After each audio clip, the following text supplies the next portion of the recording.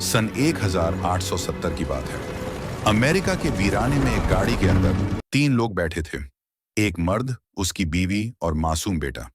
वो मर्द था जॉन जेनसन, जो 7 साल बाद अपनी बीवी और बेटे को डेनमार्क से अमेरिका लाया था, नई जिंदगी शुरू करने। लेकिन किस्मत को कुछ और ही मंजूर था। एक अनजान मुसाफिर गाड़ी में चढ़ा। जहरीली मुस्कान के साथ उसने शराब की बोतल उस औरत की तरफ बढ़ाई। No, he pretended to. ये उसकी पहली हरकत थी जॉन का हौसला परखने के लिए।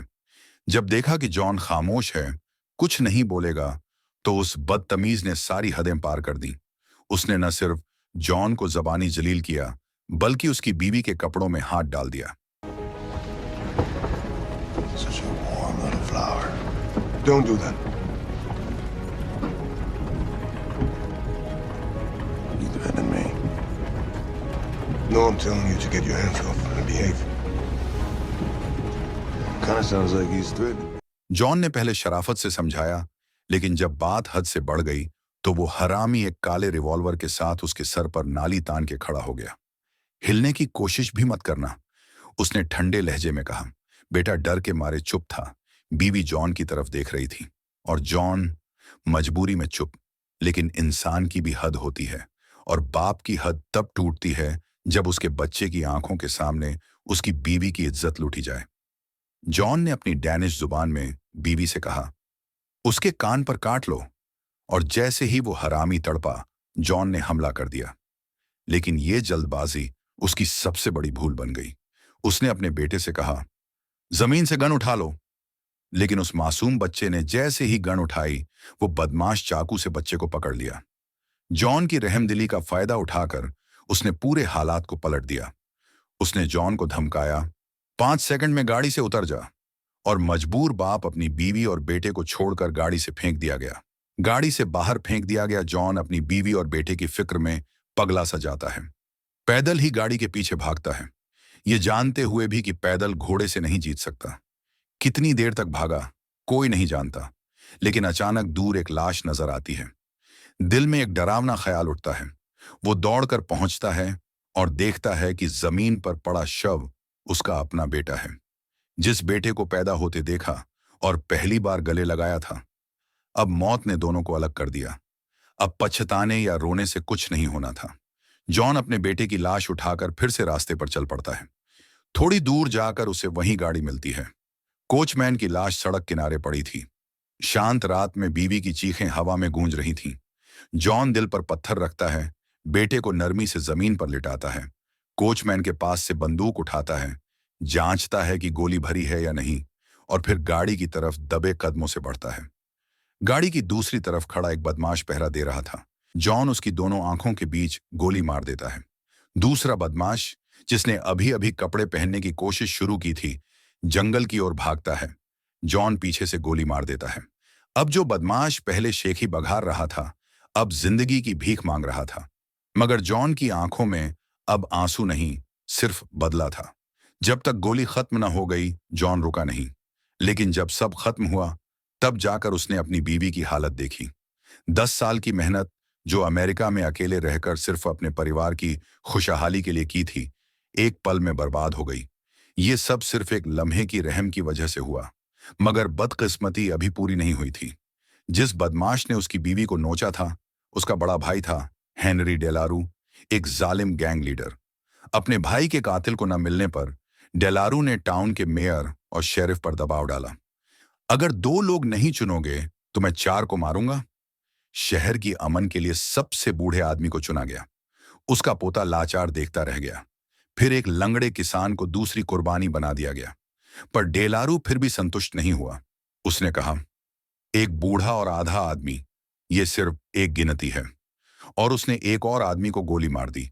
अब उसने टाउन टैक्स $80 से $160 कर दिया। असल में उसकी मंशा थी शहर की जमीन हड़पना, क्योंकि वहां तेल निकल आया था।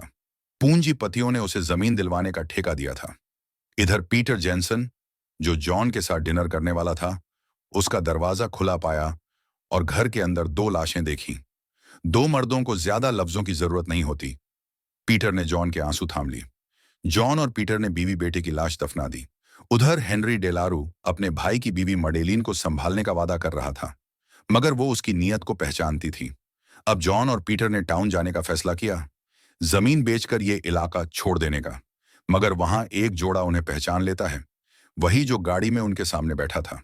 जॉन जेनसन मेयर तक पहुंच चुका होता है, जो उसकी जमीन खरीदने के लिए तैयार होता है, मगर मेयर जो कीमत बताता है वो आम दाम का आधा होती है। यही वो वक्त था जब जॉन को पता चलता है कि जिसने उसकी बीवी की असमत लूटी थी वो हेनरी डेलारू का अपना सगा भाई था। इसी वाकये के बाद कस्बे की सुरक्षा फीस बढ़ा दी गई और अब लोग उस जमीन को खरीदने के काबिल नहीं रह गए थे। बेजा झगड़े से बचने के लिए जॉन जेनसन दिल पर पत्थर रखकर जमीन ट्रांसफर के कॉन्ट्रैक्ट पर दस्तखत कर देता है। कागजात पर दस्तखत लेने के बाद मेयर बड़ी मेहरबानी से उसे याद दिलाता है कि वो अपने पैसे जूते में छुपा ले, लेकिन जैसे ही जॉन बाहर जाने को होता है उसे कुछ अजीब महसूस होता है। पूरी गली सुनसान हो चुकी थी और 3 हथियारबंद लोग दूर से धीरे धीरे उसकी तरफ बढ़ रहे थे। पहले तो जॉन को लगा कि ये इत्तेफाक है, मगर जब वो घोड़े पर सवार होकर निकलने लगा उसे यकीन हो गया कि ये लोग उसी के पीछे हैं। हर नुक्कड़ पर निगरानी बिठा दी गई थी। वो फौरन मुड़कर एक गली में भागता है, लेकिन वहां पहले से घात लगाकर बैठे होते हैं। चारों तरफ से घिर चुका जॉन अब भागने का कोई रास्ता नहीं पाता। उसी वक्त शेरिफ गोली चलाता है और उसका घोड़ा जमीन पर गिर पड़ता है। अब जॉन जेनसन के पास कोई रास्ता नहीं बचता। कुछ ही देर में जॉन को गिरफ्तार करके पुलिस स्टेशन लाया जाता है और उसके थोड़ी ही देर बाद पीटर जेनसन को भी पकड़कर वहीं लाया जाता है। बिना किसी वजह के वहां मौजूद जासूस पीटर को पीटता है और फिर उसे लॉकअप में डाल देता है। मगर जैसे ही जॉन उस जासूस का चेहरा देखता है जो पीटर को पकड़कर लाया था,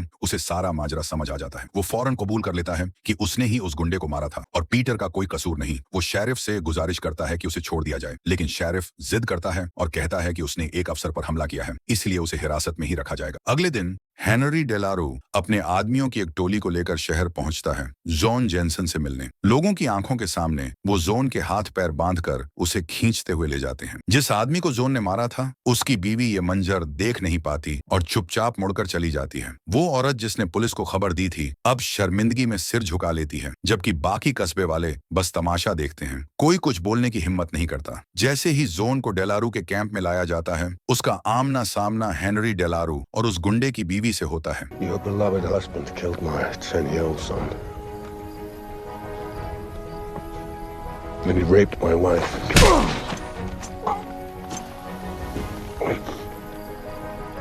No one asked you to talk. अपनी बीवी और बेटे की इज्जत को और जलील होने से बचाने के लिए जॉन अपने दिल का दर्द बयां करता है। मैडलिन जानती थी कि उसका शौहर कैसा इंसान था। वो बस जॉन की तरफ एक नजर डालती है, फिर चुपचाप वहां से चली जाती है। उसने उस आदमी से बदला नहीं मांगा जिसने उसके लिए लड़ा था। हेनरी डेलारू, जो अब मैडलिन के पीछे पड़ा हुआ था, जॉन की जान बख्श देता है, कम अज कम फिलहाल के लिए। दोपहर की तपती धूप में जॉन को हैरत होती है जब वो मेयर को वहां देखता है, और उससे भी ज्यादा चौंक जाता है जब मेयर का पहला सवाल होता है, क्या मैं उसके बूट ले सकता हूं? क्योंकि सिर्फ वही जानता था कि जॉन ने अपनी जमीन की रकम जूतों में छुपा रखी थी। You won't be needing these, my friend. Not where you're going.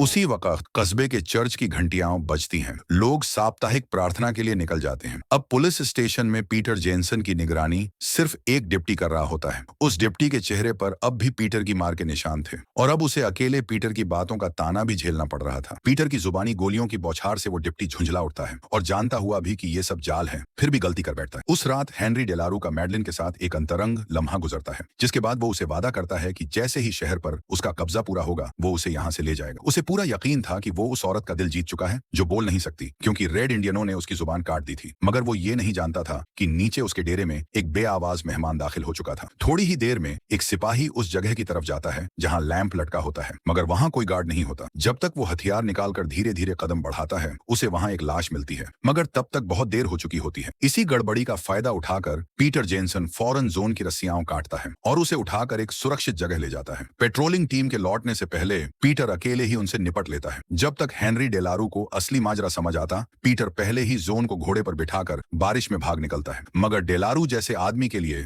ये बर्दाश्त से बाहर था कि कोई उसके सामने उसकी हुकूमत को चुनौती दे। भागते वक्त बेहोश जोन जेनसन बार बार घोड़े से गिरता रहा। आखिरकार पीटर को समझ में आ गया कि ज्यादा दूर नहीं जा सकते। वो जोन को एक पत्थरों के ढेर में छुपा देता है और खुद दुश्मनों को दूसरी दिशा में ले जाता है। अगली सुबह जोन होश में आता है। धूप में झुलस चुका चेहरा, प्यास से सूखता गला और जमीन पर जमा गंदा पानी ही उसकी उम्मीद बनता है। चलता है। वो पानी पी ही रहा होता है कि अचानक घोड़ों की आवाज आती है। वो झट से चट्टान के पीछे छुपकर बंदूक निकाल लेता है। जैसे ही घोड़े उसके पास से गुजरते हैं, वो झांक कर देखता है, बस एक झलक, और उसका दिल चाक हो जाता है। पीटर जेनसन को जमीन पर घसीटा जा रहा था। उसके पांव बंधे हुए थे। 4 दिन पहले जिसने अपना परिवार खोया था, अब वो अपना सबसे अच्छा दोस्त भी खो चुका था। अब जोन जेनसन के पास सिर्फ एक मकसद रह गया था, हर उस गुंडे से बदला लेना जिसने उसे सब कुछ छीन लिया। वो वापस डेलारू के कैंप लौटता है और उधर हेनरी खुद भी एक नई मुसीबत में फंसा होता है। उसके गार्ड्स मारे जा चुके थे और तिजोरी से सारा कैश गायब हो चुका था। इसका कोड सिर्फ एक को पता था, मैडलिन को। और जैसे ही ट्रेन चलने लगती है, मैडलिन चैन की सांस लेती है। उसे लगता है अब वो इन दरिंदों से आजाद हो चुकी है। मगर उसकी राहत ज्यादा देर नहीं टिकती। डेलारू के लोग ट्रेन तक पहुंच जाते हैं, ट्रेन को जबरन रोकते हैं और मैडलिन को फिर से जकड़ लेते हैं। मैडलिन आखिरी बार खुद को बचाने की कोशिश करती है, भागते हुए अपनी बंदूक भरती है, मगर वहां कोई पहले से उसका इंतजार कर रहा होता है। कुछ ही पलों में उसे घसीट कर वापस कैंप ले जाया जाता है। हेनरी डेलारू, जो दिल ही दिल में उसे चाहता था, अब डरने लगा था कि कहीं वो उसे मार न दे। उसी वक्त किसी ने बगल में खड़े होकर कहा, ऐसे हसीन जिस्म को बर्बाद करना बेवकूफी होगी। अपने वफादारों को खुश करने के लिए डेलारू मजबूरन उन्हें उसकी तरफ ढकेल देता है। जोन जेनसन को एक किसान औरत ने बचाया,